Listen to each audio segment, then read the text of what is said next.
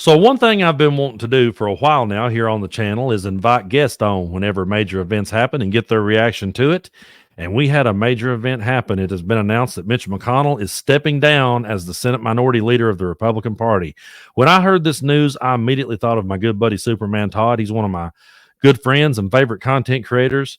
And I grew up in the state of Kentucky, and Todd grew up in Kentucky, and we both have had plenty to say about Mitch McConnell over the years. So Todd was kind enough to come on the channel, and we had a great conversation about Mitch McConnell, his legacy, if there still is one, and the Republican Party, if there still is one. So check out my conversation with Superman Todd. Well, man, it's the end of an era because Mitch McConnell is stepping down, something I thought we'd never see as someone who grew up in Kentucky, and I know you did as well, man. What's your thoughts? Well, as much as I always thought that I would be happy about a day like this and would be screaming it from the rooftops and kind of like the Wizard of Oz singing "Ding Dong, the Witch is Dead" kind of thing. Yeah. If I'd have went back years ago and said, you know what, the day that Mitch McConnell steps down from Republican leadership, you'll be scared to death about who might take over, because there's no way that they will be as sane as Mitch McConnell is. Yeah, it's crazy. I had the same feeling. It was like I didn't know whether to celebrate or be scared to death, I think being scared to death is the right reaction, because I base that off of, I really haven't seen a lot of my liberal friends or progressive friends have many reactions to it. I haven't been on social media much today.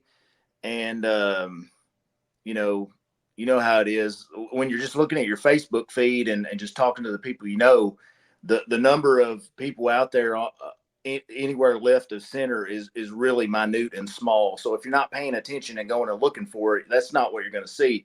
What I did see a lot of is a lot of MAGA Republicans who were elated about Mitch McConnell is gone. And that reaction right there tells me everything I really need to know about who Mitch McConnell really is to them. They look at Mitch McConnell, this MAGA Republican Party that is no longer the Republican Party of even 10 years ago. They think Mitch McConnell is a rhino. They say this guy's Republican in name only, when this guy has the copyright of what it is to be a Republican. To say Absolutely. Mitch McConnell is a fake Republican, I mean, that's like saying that Colonel Sanders is a fake chicken guy. Like, I mean, he invented this. He invented the GOP. He did. And when I don't know if you ever watched House of Cards, but the main character in that, man, to me, that was Mitch McConnell, minus maybe like the murder stuff. Yeah. The guy knew how to run Washington. He did. And he knew how to run his party. And until Trump came along and he granted the key, he turned some of the keys over to Trump, there was nobody else bigger in Washington. There was nobody bigger in the Republican Party. And that mistake that he made in letting Trump, granting some legitimacy to Trump, it canceled Mitch McConnell's legacy is over now. Mitch McConnell will always be remembered now for getting ran over by MAGA and Trump. Yeah, and something too. I mean, he was elected when 1982. I think that's when it was. Is when he first came in office. So we were like two. He got elected. He got elected in 1984. 84. Okay. Yeah. 84, so we're like he ran against a Democrat Senator D. Huddleston. And guys like us, we're in our 40s, and Mitch McConnell's all we've ever. Exactly. And it's really, I took a college class, a political science class at WKU many years ago on, I think it was on state politics. And we had to read books about Mitch McConnell. Like our professor was like, Mitch McConnell is Kentucky politics. You'll read this book. We wrote papers on him. And, when we were kids, and even really 20 years ago, the Democrat Party owned Kentucky state politics until not that many years ago. Yeah. And And when Mitch got elected in '84, that was a big deal.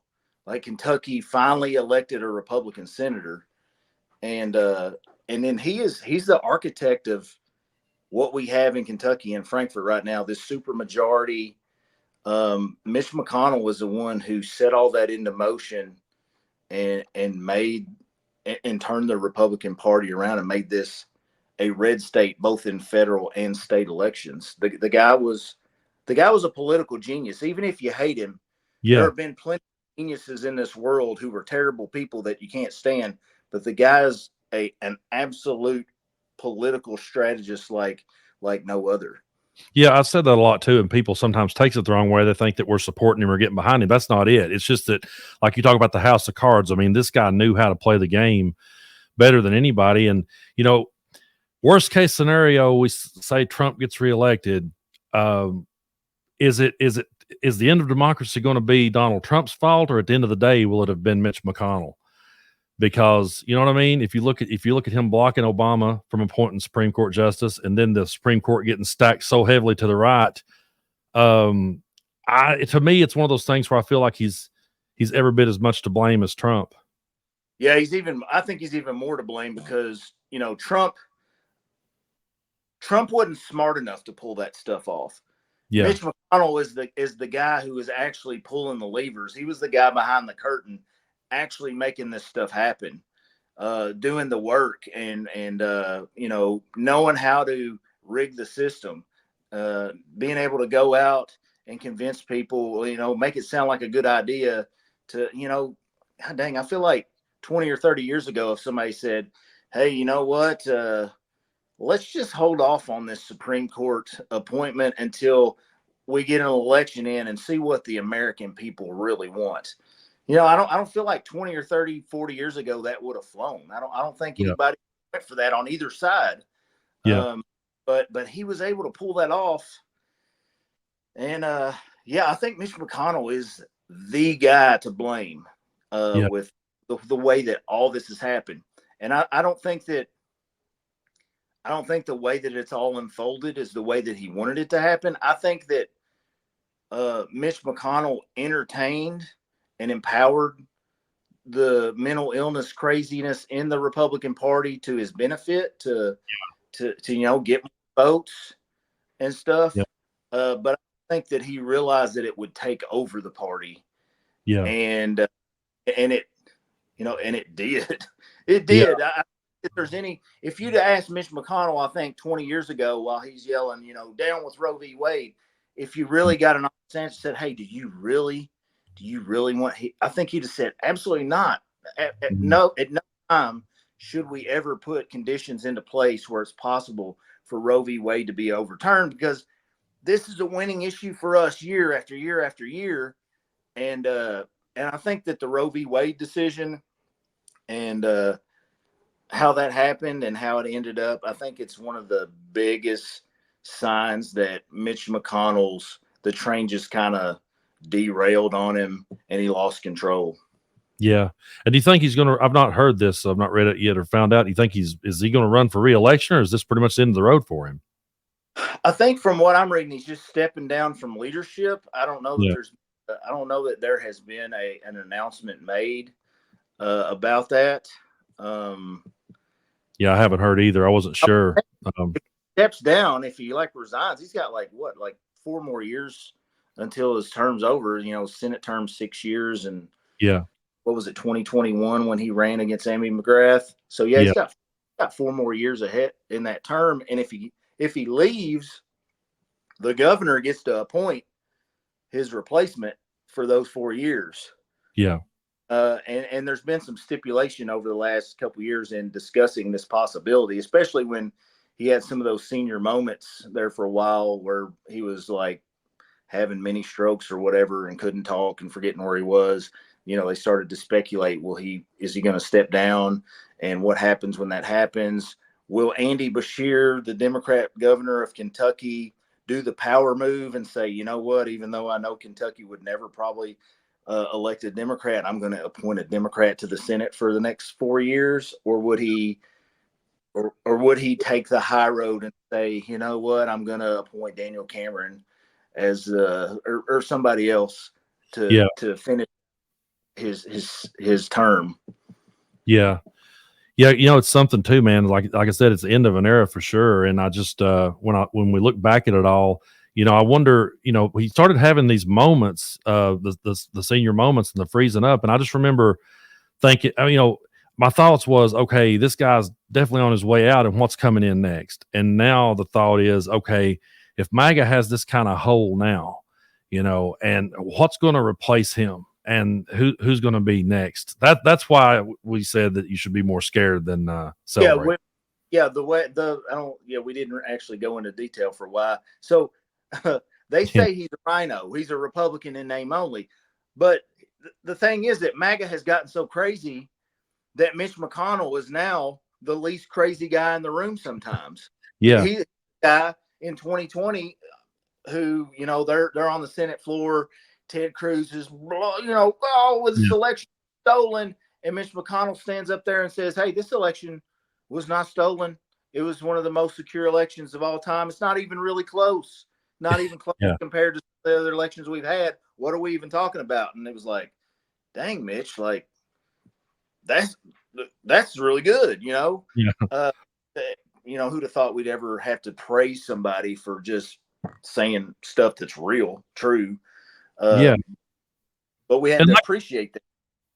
Yeah, and like you said earlier, I mean, for people to call him a rhino, I've always argued, man, that Trump brought people into the political arena that knew nothing about politics, knew nothing about how the Republican Party and the Democratic Party worked.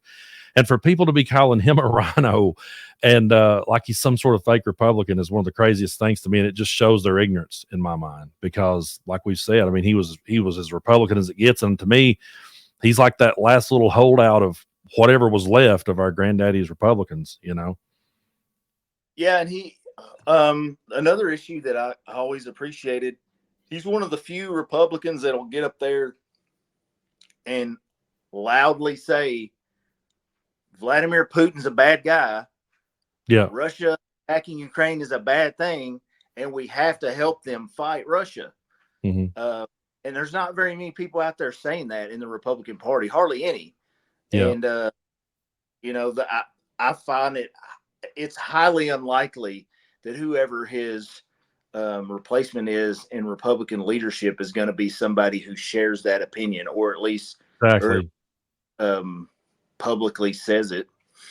Yeah, I imagine it. I could only see it getting worse. And to me, now it just feels like that.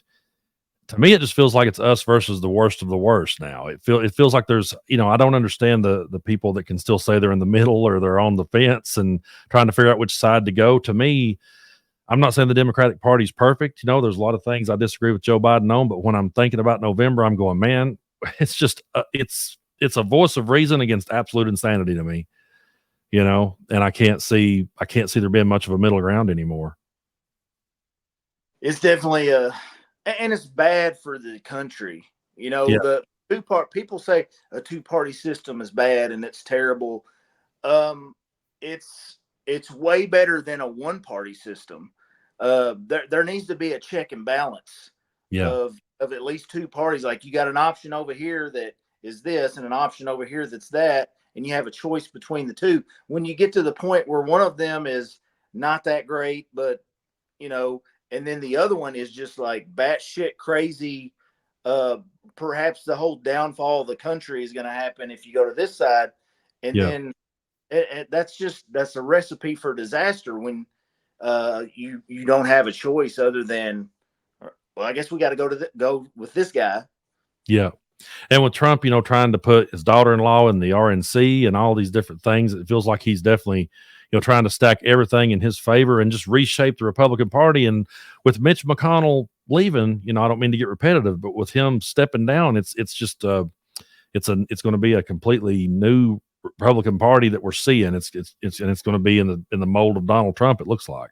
Well, I mean, that's the scariest thing about Trump is, one, Trump doesn't run anything. Trump never, whenever you listen to the people that he appointed, the people in his cabinet, they spent all their time keeping him distracted and talking him out of doing everything, or explaining to him why what he wanted to do was illegal or why it couldn't be done. And there's not a single one of those people who now in their books or in interviews that they do who say this guy was capable in any way of doing anything. Yeah. And so and he rails against all of them now. Like all these handpicked people, he now says, well, they were stupid and they were this and that. Yeah. Well, you're the one who picked them. Well, the second go around, who in the world would agree to be on his cabinet at this point? They know they're going to end up in prison, or they're gonna look terrible. It's career suicide. I mean, the guy, I think of like growing up as a kid, like Skeletor and Gargamel from the Smurfs and all those villains that like, those are the types of people. Yeah. Is he going to get Michael Flynn to be the Secretary of Defense? I mean, what? Yeah. Imagine. I know. I believe it was Bill Barr too that said that when he's trying to operate things, it's just total chaos. He absolutely has no clue as to what he's doing, and they have to sit and explain to him that that's not how things work. But yet he passes himself off to his followers like he's this brilliant businessman, this brilliant strategist, this brilliant politician.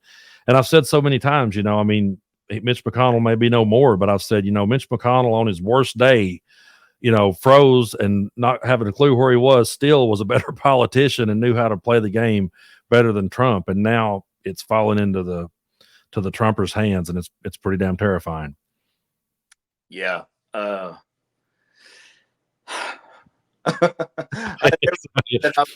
never thought that I would think Mitch McConnell is like kind of like the last hope. Yeah, I know. It's a crazy world, man. It really is. Once again, I want to say thanks to Superman Todd for coming on the channel and talking with me about the end of the Mitch McConnell era. For those of you who would like to follow more of his content, he is available on the TikTok app at Superman Todd 2. So be sure to go give him a follow. Todd is a great voice of reason. He's another blue dot in a giant sea of red, and I'm sure you guys will enjoy his content. So be sure to follow him, Superman Todd 2, on the TikTok app.